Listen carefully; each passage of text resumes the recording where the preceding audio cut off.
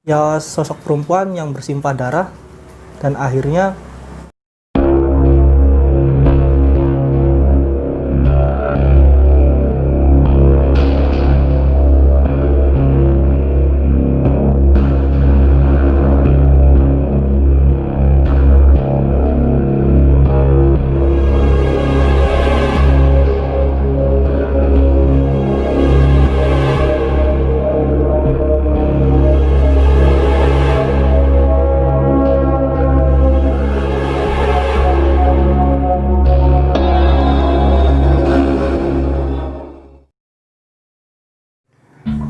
Selamat sore, balik lagi di channel Gagas Agasta, dan seperti biasa kali ini kita ditemani dengan seorang narasumber.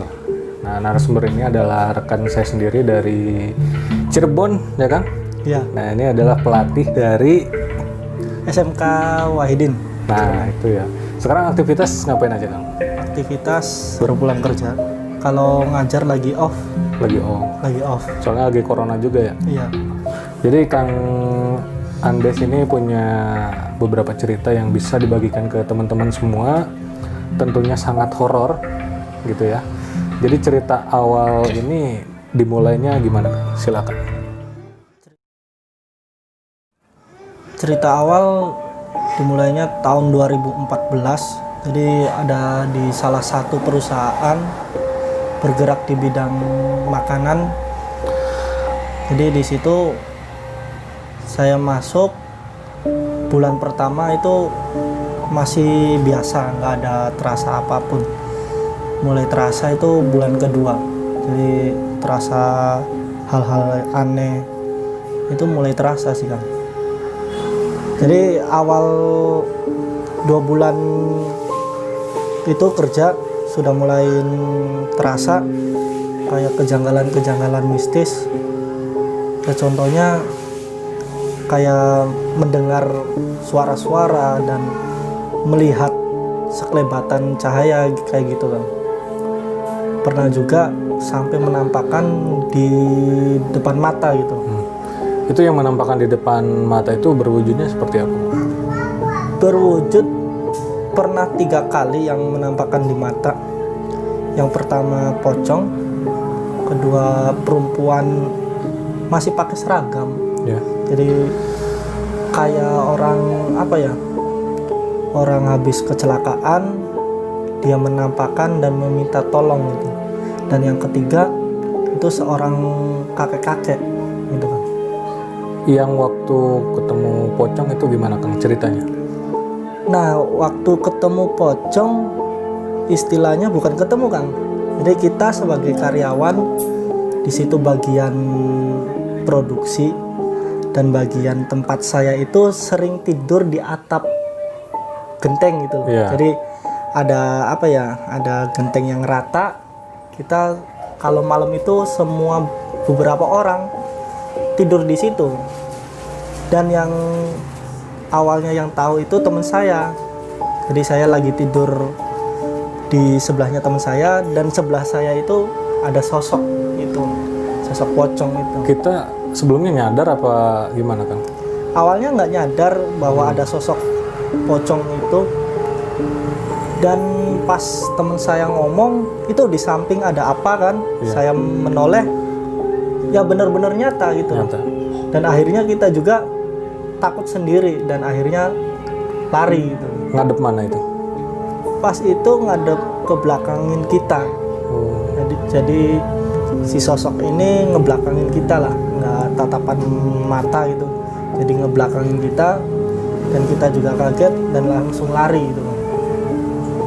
Begitu. Wah, itu sangat luar biasa ya. Soalnya kita kan lagi istirahat, tidur, Iya. tahu-taunya ada yang bilang itu apa gitu ya. Ternyata Iya. pocong. Iya. Benar-benar jelas kan? Bener jelas. Ngilang nggak itu sosok itu? Kalau pas awal ngeliat belum kan. Ya. Di saat kita lari turun dari tempat situ, dan sebelum turun kan saya kan nengok lagi tuh ke arah si makhluk itu, Iya. dan akhirnya hilang. Berarti setelah 2 kali melihat langsung menghilang. Hilang. Iya. Selain pocong tersebut. Tadi yang kedua tuh berarti ketemu dengan anak Sekolah. perempuan. anak perempuan. Iya, masih memakai seragam dan di situ banyak bersimpah darah. Dan itu benar-benar, ya percaya nggak percaya, saya sendiri yang melihatnya. Ya saya yang tahu itu. Dan si makhluk ini meminta tolong gitu kan. Meminta tolong, katanya si makhluk itu belum disempurnakan. Katanya bekas kecelakaan di jalan. Cuma nggak tahu ya kenapa menampakkannya di tempat kerja saya itu gitu. Dan Apa dekat ke jalan apa gimana tuh? kalau saat saya melihat sosok itu di bagian belakang, di bagian belakang, bagian ibaratkan dapurnya pabrik itu, dan saya di situ istilahnya lagi menyiapkan bahan-bahan untuk produksi gitu loh. Jadi melihat sosok itu, dan saya kira itu karyawan di situ awalnya, saya kira. Cuma saat benar-benar melihat sosok itu, ya sosok perempuan yang bersimpah darah, dan akhirnya ya saya sendiri tidak ada belajar khusus tentang mau melihat makhluk halus, enggak. Cuma itu spontan, dan akhirnya makhluk itu menceritakan dan meminta tolong. Cuma saya bingung mau ngomong ke siapa gitu loh. Dan yang lain juga, misalkan saya memberitahu, otomatis nggak percaya. Pasti nggak percaya. Gitu. Jadi saya simpen sendiri, ibaratkan biar saya sendiri yang tahu dan saya sendiri yang mendoakan. Makhluk tersebut menceritakan apa enggak, Kang? Bahwa dia dulunya ketabrak gitu. Kalau menceritakan hanya sebatas ketabrak dan meminta tolong disempurnakan, gitu aja. Cuma makhluk itu minta tolong juga, suruh bilang ke orang tuanya, cuma kita juga nggak tahu orang tuanya siapa gitu. Iya. Jadi akhirnya saya doa sendiri. Ya setelah itu makhluk itu hilang, benar-benar hilang gitu. Ketemu lagi apa enggak, Kang? Besok-besoknya gitu. Kalau ketemu lagi enggak kalau sama makhluk itu. Cuma yang sering, yang pertama kakek-kakek, sama yang perempuan beda lagi ya. Ada makhluk perempuan di toilet, itu sering banget. Apalagi waktu shift malam, kadang kalau saya kan mau ke toilet itu seringnya malam, bener-bener malam. Saat ke toilet disangkanya karyawan di situ juga, tapi saya sapa, saya tegur, itu diem aja. Dan akhirnya saya masuk ke toilet, keluar lagi udah nggak ada orang gitu. Dan tidak ada bunyi istilahnya orang di toilet menyiram air kah apa, itu nggak ada gitu. Wajahnya gimana, Kang? Kalau wajah Pucat mungkin ya? lumayan cantik, kalau muka cantik. Berarti cuma pucat. jelas banget wajahnya. Jelas, cuma pucat, nggak natap langsung, dia melihat ke bawah dan diam saja. Ngilang juga. Ada lagi, Kang, sosok lain? Tadi Akang itu kan menceritakan bahwa Akang rohnya ditarik ya? Apa gimana tadi tuh? Nah, itu kejadian saat saya lagi bersih-bersih kayak tong untuk masak bahan baku, dan semua karyawan sebenarnya libur. Itu hari Minggu, karyawan libur, cuma khusus bagian saya itu berangkat membersihkan tempat masak itu kan. Biasanya kalau setiap jam 12 siang saya istirahat bersama teman-teman yang lain. Cuma hari itu hawanya sejuk, enak, jadi saya merasa ngantuk, tidur di depan pintu. Kalau pintu nggak ada pintu tutupnya, cuma pintu untuk masuk ruangan bagian dapur, tidur di situ, dan besok pun sudah nggak sadar. sudah tidak sadar. Udah nggak sadar, terus sama rekan kerja yang lain mungkin dibawa ke rumah ya?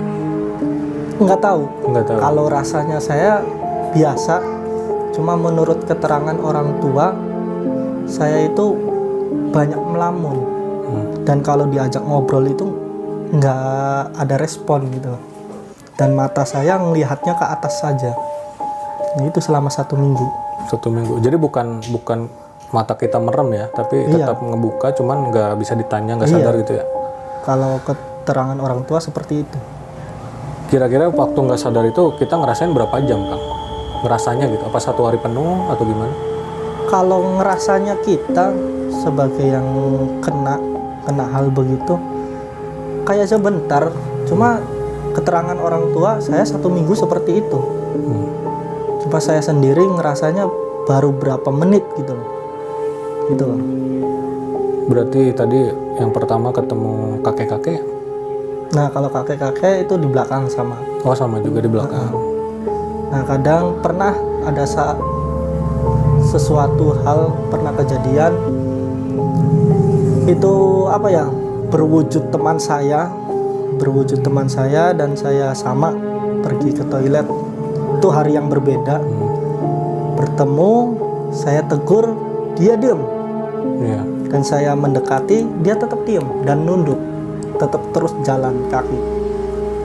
Dan akhirnya saya ke toilet dan balik lagi ke tempat kerja, dan saya tanyakan ke teman saya, tadi kamu ke toilet atau tidak? Dan saya bingungnya juga, teman saya itu jawab itu tidak ke toilet selama ya jam-jam saya ke toilet itu. Nggak ke toilet teman saya. Jadi gitu kan.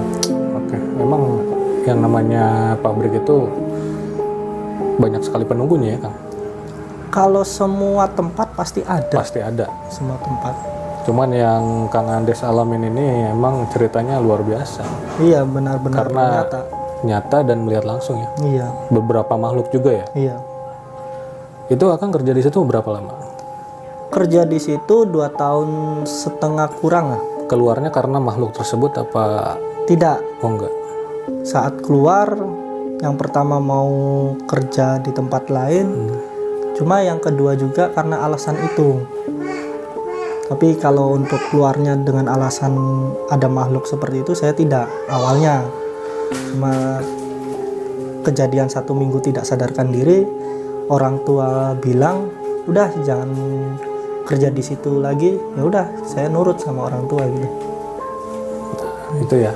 Jadi cerita dari Kang Andes waktu kerja di pabrik dan sekarang udah beda kerjaan lagi ya, Kang? Beda. Udah pindah.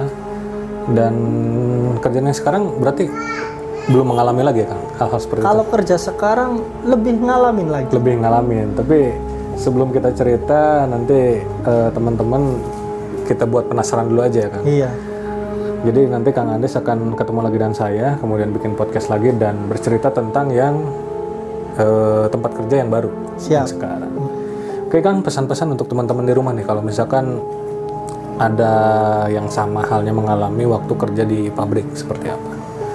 Kalau pesan-pesannya untuk semuanya, semisalkan kita kerja, yang pertama tetap fokus, pikiran itu jangan kosong, dan selalu istighfar dalam hati, dan jangan berpikiran negatif atau takut dengan hal-hal begitu. Iya. Karena orang-orang takut itulah yang sering ditampakin atau sering dijailin gitu loh. Nah itu ya pesan-pesan dari Kang Andes. Kang Andes ini punya channel YouTube juga, karena di video kemarin juga ya waktu di konten gibah kita bikin konten gibah berapa 4 ya? 4 dan penontonnya sedikit. Mudah-mudahan konten horor kali ini dan Kang Andes penontonnya banyak. Dan channel YouTube-nya apa, Kang? Andris Afandi. Nah, Andris Afandi ya. Jadi yang belum subscribe ke channel Andris Afandi, silahkan dicek dulu videonya tentang apa. Pasti kalian semua pada suka, karena di situ ada channel-channel tentang jalan-jalan ya, kan? Iya, Review tempat wisata gitu ya. Jadi pasti pada tertarik lah. Oke teman-teman, yang belum subscribe ke channel Gegas Agasta, langsung aja di subscribe dan tekan tombol loncengnya biar nanti kalau ada notifikasi ke handphone kalian langsung ada dan bisa ditonton langsung. Jangan lupa komen dan like-nya. Dan cukup sekian ya Kang mungkin? Cukup. Oke, cukup sekian perjumpaan kita kali ini. Tunggu konten-konten berikutnya dan selamat sore.